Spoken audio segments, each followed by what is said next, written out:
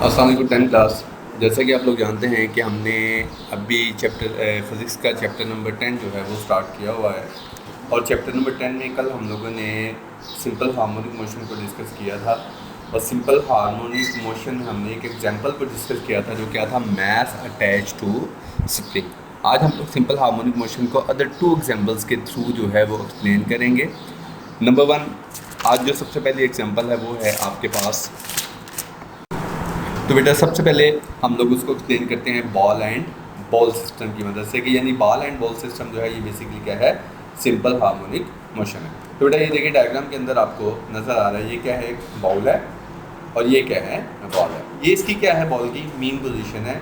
और ये mean position क्या होती है, उसकी रेस्ट पोजीशन होती है, यानी कि यहाँ पर उसके ऊपर किसी भी किस्म की फोर्स एक्ट नहीं हो रही। यहाँ पे जो नेट फोर्स है वो क्या है, ज़ीरो है, क्योंकि यहाँ पे बेसिकली 2 फोर्सेज हैं। एक क्या है, इसका वेट इन डाउनवर्ड डायरेक्शन, और एक क्या है, reaction force of ball in upward direction. दोनों एक दूसरे के इफेक्ट को क्या कर रहे हैं, कैंसिल कर रहे हैं। जब दोनों एक दूसरे के इफेक्ट को कैंसिल कर रहे हैं तो ऑटोमेटिकली ये बॉल क्या होगी, इसके ऊपर नेट फोर्स क्या हो जाएगी, जीरो हो जाएगी। और नेट फोर्स जीरो होने की वजह से ये बॉल जो है यहाँ से मूव नहीं करेगा। अगर मैं इसके ऊपर एक फोर्स लगा के इसको क्या करूँ, यहाँ से हटा के कहाँ लेके जाऊँ, पोजीशन ए तक। कहाँ तक लेके जाऊँ, पोजीशन ए तक। जैसे जैसे मैं इसके पोजीशन ए तक लेके जाऊँगा तो ऑटोमेटिकली हमने पिछले टॉपिक के अंदर भी पढ़ा था कि इसके अंदर एक फोर्स जो है वो स्टोर होती जाएगी, जिसको हम लोग क्या कहते हैं, रिस्टोरिंग फोर्स। और रिस्टोरिंग फोर्स की जो डायरेक्शन है वो क्या होगी, टूवर्ड्स द मीन पोजीशन। और जैसे ही मैं इसको यहाँ से छोड़ूंगा तो ये रिस्टोरिंग फोर्स की वजह से क्या करेगा, मूव करना शुरू कर देगा टूवर्ड्स द मीन पोजीशन। जैसे ही मैंने इसको छोड़ा ये क्या करेगा, मूव करेगा टूवर्ड्स द मीन पोजीशन। तो इसकी डायरेक्शन क्या है, in the direction of force. तो ऑटोमेटिकली इसकी वेलोसिटी क्या होती जाएगी, जैसे जैसे वो मीन पोजीशन की तरफ आएगा इसकी वेलोसिटी क्या होती जाएगी, बढ़ती जाएगी। और मीन पोजीशन पर आके उसकी वेलोसिटी क्या हो जाएगी, मैक्सिमम हो जाएगी। और मैक्सिमम वेलोसिटी की वजह से, इनर्शिया की वजह से वो यहाँ पे रुक नहीं पाएगा और क्या करेगा, मूव करना शुरू कर देगा टूवर्ड्स द पॉइंट बी। और जैसे जैसे वो पॉइंट बी की तरफ जा रहा है तो उसके अंदर जो रिस्टोरिंग फोर्स है उसकी direction towards the mean position है। अब वेलोसिटी इस डायरेक्शन में है, फोर्स इस डायरेक्शन है, तो ऑटोमेटिकली उसकी वेलोसिटी क्या होना शुरू हो जाएगी, डिक्रीज होना शुरू हो जाएगी। और कम होते होते पॉइंट बी पर जाके उसकी वेलोसिटी क्या हो जाएगी, ज़ीरो हो जाएगी। और जैसे ही ज़ीरो हो जाएगी तो ये रिस्टोरिंग फोर्स की वजह से क्या करेगा, दोबारा मीन पोजीशन की तरफ आना शुरू हो जाएगा। तो इस तरीके से बॉल क्या है, बार बार रिपीट करेगा अपनी मोशन को, ए टू बी, बी टू ए, और मूव करते हुए उसकी फोर्स की जो डायरेक्शन है वो always directed towards the mean position है। फोर्स की direction towards the mean position है और फोर्स जो है वो डिस्प्लेसमेंट के डायरेक्टली प्रोपोर्शनल है। तो इस लिहाज से हम लोग क्या कहते हैं कि बॉल एंड बॉल सिस्टम जो है, यानी कि बॉल के अंदर जो मूवमेंट है ये बेसिकली क्या है, सिंपल हार्मोनिक मोशन है। यानी कि ये एग्जाम्पल है किसकी, सिंपल हार्मोनिक मोशन की। इज इट क्लियर बेटा? उसके बाद हम लोग सिंपल हार्मोनिक मोशन को एक और एग्जांपल के थ्रू जो है वो एक्सप्लेन करते हैं। वो तीसरी एग्जांपल कौन सी, हमारे पास सिंपल पेंडुलम।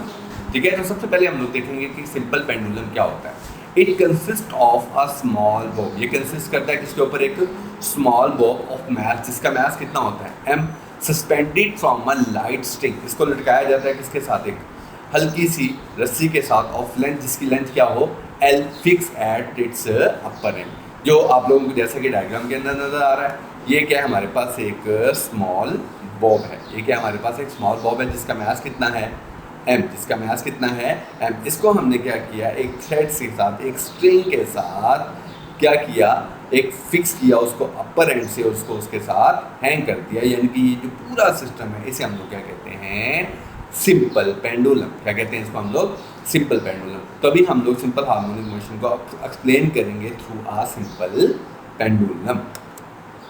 तो देखिए बेटा, वो जो पहली पोजीशन थी, ये जो पोजीशन है सिंपल पेंडुलम की, ये क्या थी, रेस्ट पोजीशन थी। क्यों रेस्ट पोजीशन थी, क्योंकि इस पोजीशन पर उसके ऊपर जो नेट फोर्स है वो क्या है, बिल्कुल ज़ीरो है। नेट फोर्स उसके ऊपर ज़ीरो क्यों है, क्योंकि उसका वेट डाउनवर्ड डायरेक्शन है और tension of string in upward direction है। जो एक दूसरे के इफेक्ट को क्या कर रहे हैं, कैंसिल कर रहे हैं, जिस वजह से इसके ऊपर नेट फोर्स जीरो होने की वजह से बॉब क्या था, बिल्कुल इन रेस्ट पोजीशन था। अगर मैं इसके ऊपर फोर्स लगा के इसको उठाकर किस पोजीशन पे ले आऊँ, इस पोजीशन पे ले आऊँ। किस पोजीशन पे ले आऊँ, इस पोजीशन पे ले आऊँ। जब मैं बॉब को उठा के इस पोजीशन में लेके आऊँगा तो इसके ऊपर 2 तरह की फोर्सेज लग रही हैं।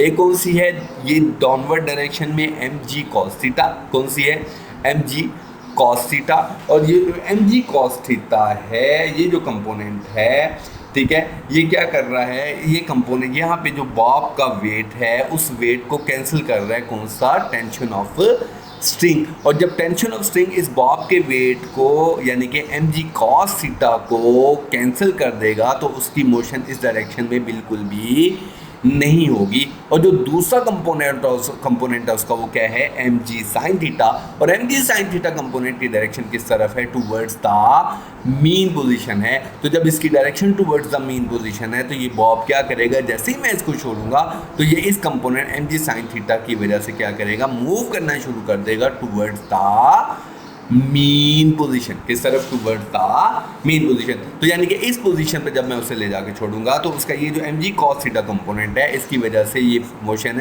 नहीं करेगा। क्यों नहीं करेगा, क्योंकि इसके इफेक्ट को कैंसिल कर रहा है कौन, टेंशन ऑफ स्ट्रिंग। लेकिन जो इसका दूसरा कंपोनेंट है एम जी साइन थीटा, इसकी direction towards the mean position है, तो जैसे मैं यहाँ से छोड़ूंगा तो बॉब क्या करेगा, इस कंपोनेंट की वजह से, मीन पोजीशन की वजह से की तरफ मूव करना शुरू कर देगा। तो देखो बेटा, हमें इसको मज़ीद हम लोग एक्सप्लेन करते हैं इस डायग्राम के जरिए। हम लोग क्या करते हैं, बॉब को रेस्ट पोजीशन से उठा के कहाँ लेके गए, इस पॉइंट तक लेके गए जिसको हम लोग क्या कहते हैं, पॉइंट ए।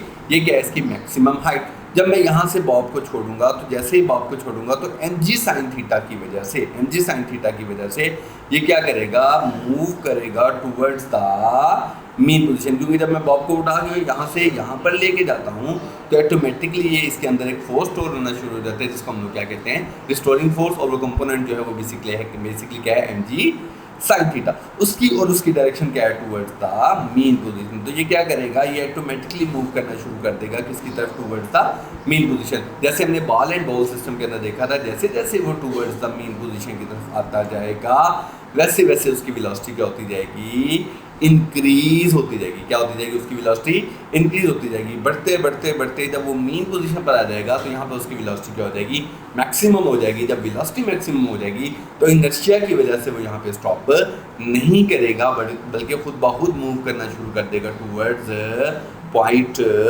बी। और जैसे जैसे वो मैक्सिमम हाइट तक बढ़ता जाएगा उसकी वेलोसिटी क्या होती जाएगी, डिक्रीज होती जाएगी। वेलोसिटी क्यों डिक्रीज होती जाएगी, क्योंकि फोर्स की डायरेक्शन क्या है, टुवर्ड्स द मेन पोजीशन। अब वेलोसिटी इस तरफ है तो फोर्स इस तरफ है तो ऑटोमेटिकली उसकी वेलोसिटी क्या होती जाएगी, डिक्रीज होती जाएगी। जब यहाँ पर पहुँच जाएगा पॉइंट बी पर तो यहाँ पर उसकी वेलोसिटी क्या हो जाएगी, बिल्कुल ज़ीरो हो जाएगी। जब ज़ीरो हो जाएगी तो यहाँ से बॉब क्या करेगा, अगेन जो है वो मूव करता हुआ दोबारा रिस्टोरिंग फोर्स की वजह से या जी साइन थीटा की वजह से दोबारा क्या करेगा, मेन पोजीशन की तरफ मूव करता चला जाएगा। तो इस तरीके से बॉब क्या करेगा, कभी पॉइंट ए पर, पॉइंट ए से फिर पॉइंट बी पर अपनी मोशन को क्या करेगा, कंटिन्यू करेगा। इस लिहाज से हम लोग क्या कहते हैं, ये वाइब्रेटरी मोशन भी है और सिंपल हार्मोनिक मोशन भी है।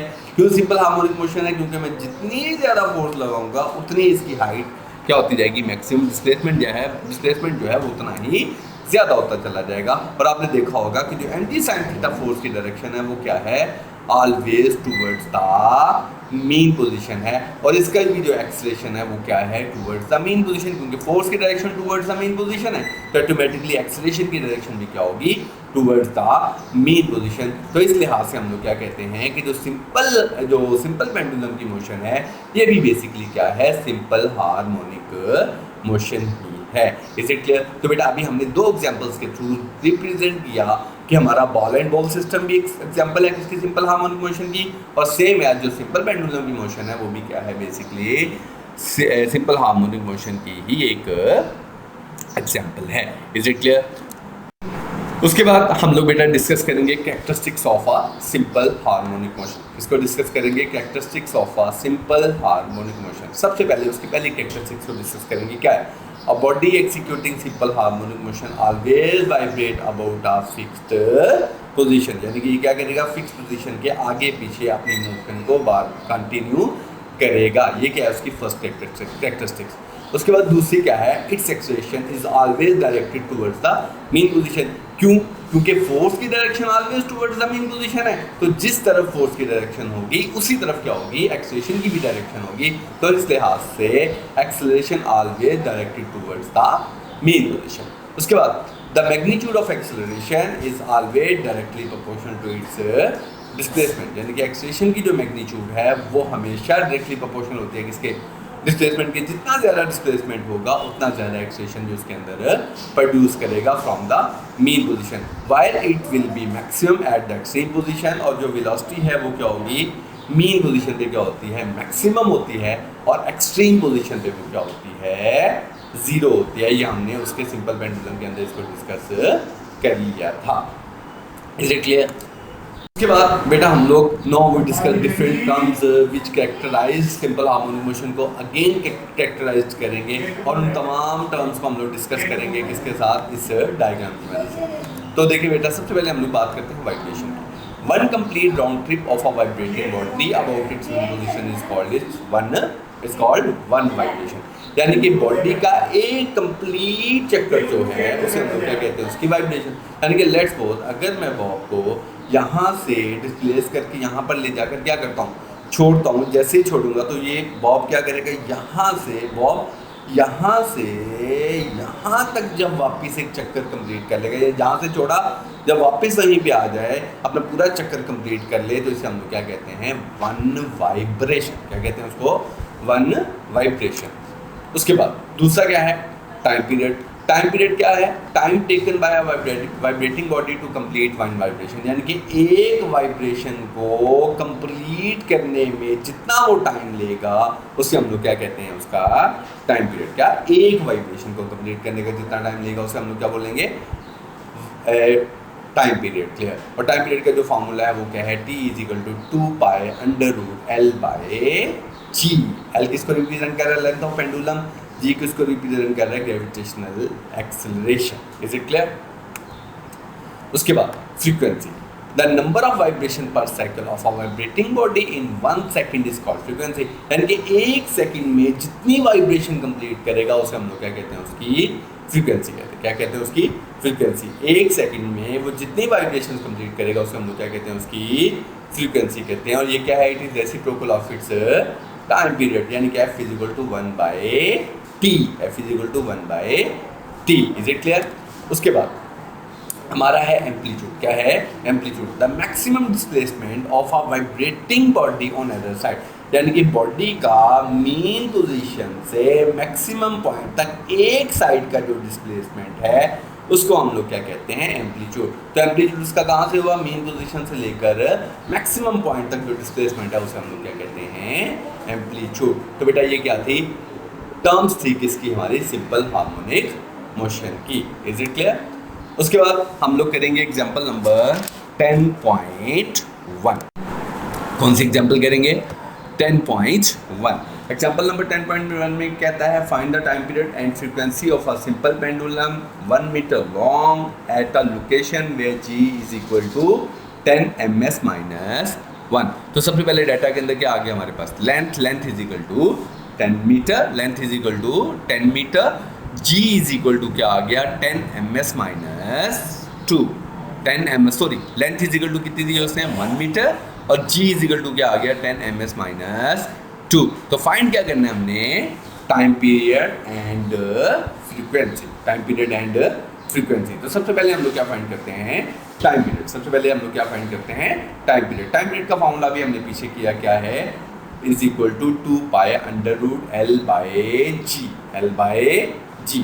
तो देखिए यहाँ पे T = 2, पाई की वैल्यू आपको पता है 3.14, और अंडर रूट की वैल्यू जो अंडर रूट ला के L की वैल्यू कितनी दी है उसने 1, और G की वैल्यू कितनी है 10। तो पहले हम लोग 1 को क्या करेंगे, 10 से डिवाइड करेंगे, तो क्या आएगा हमारे पास 0.1। क्या आएगा, 0.1। उसके बाद हम लोग क्या करेंगे, 6.28 को मल्टीप्लाई करेंगे अंडर रूट 0.1 के साथ, तो हमारे पास क्या आएगा, time period = 1.99 second. Is it clear? उसके बाद हमने क्या फाइंड करना है, फ्रीक्वेंसी। क्या फाइंड करना है, फ्रीक्वेंसी। फ्रीक्वेंसी का फॉर्मूला क्या है, F = 1/T। F = 1/T। उसके बाद F = 1 वैसे आ गया, T की वैल्यू हमने फाइंड की 1.99, तो 1 को डिवाइड करेंगे 1.99 के साथ, तो आंसर हमारे पास क्या आएगा, 0.5 हर्ट्ज। क्या आएगा, 0.5 हर्ट्ज। तो बेटा ये थी हमारी क्या, example number 10.1। I hope so कि आज का लेक्चर आप बहुत अच्छे तरीके से अंडरस्टैंड कर चुके होंगे और कल इंशाल्लाह हम लोग जो है वो नेक्स्ट टॉपिक जो है वो स्टार्ट करेंगे। Thank you.